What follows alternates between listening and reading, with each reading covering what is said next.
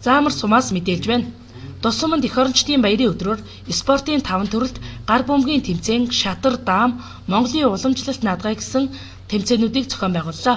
Гар бөмбөгийн тэмцээнд албан байгууллага аж ахуйн нэгж иргэдийг хамарсан эрэгтэй 6 баг, эмэгтэй 7 баг амжилттай оролцож, эмэгтэй багаас 1-р байрыг Монгол Ардын Хувьсгалт намын баг, 2-р байрыг Сумын засаг даргын тамгын газрын баг, эрэгтэй багаас тэргуун байранд Төвийн багийн 1-р хэсгийн баг тамирчид оролцож, удаах байруудад Төвийн багийн 2-р хэсгийн баг тамирчид орж, өргөмжлөл, медаль, мөнгөн шагналын эзэн боллоо.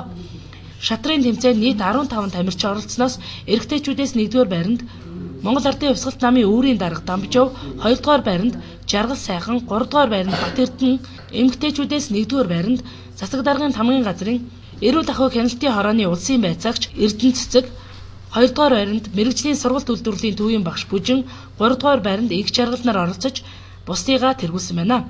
Даамны тэмцээнд нийт 10 тамирчин оролцсноос 1-р байранд Мегмар Сүрэн, 2-р байранд Самбуу, 3-р байранд Дамжов нар оржээ. Мөн сумын намын хороо ойн баяраараа Ахмад гишүүдэд алдаршуулах цэнгүүнийг зохиосон байна. Монгол Ардын Хувьсгалт намын Ахмад ажилтны Сүхбаатар, Пүрэв Цэрэн, Сам Сүрэн, Жавцсан Багам, Дорж Хант нарын хөдөлмөр алдрыг тэмдэглэж, сумын Монгол Ардын Хувьсгалт намын хороо мөн тэдгээрийн үр хүүхэд ачзээ, ах дүү төрөл төрөсөд хүндэтгэл үзүүлж цэнгүүн зохион байгуулсан байна.